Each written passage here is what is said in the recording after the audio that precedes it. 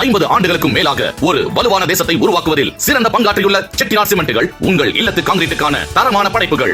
ராமநாதபுரம் மாவட்டம் ஆர்.எஸ். மங்கலத்தில் பட்டா பதிவு மாற்றம் செய்ய 37,000 ரூபாய் லஞ்சம் வாங்கியதாக இ-சேவை மையம் உரிமையாளர் கைது செய்யப்பட்டுள்ள நிலையில் அவரை லஞ்ச பணத்தை வாங்கச் சொன்னதாக கூறிய கிராம நிர்வாக அலுவலர் பார்த்திபன் என்பவரை லஞ்ச ஒழிப்பு போலீசார் தேடி வருகின்றனர்.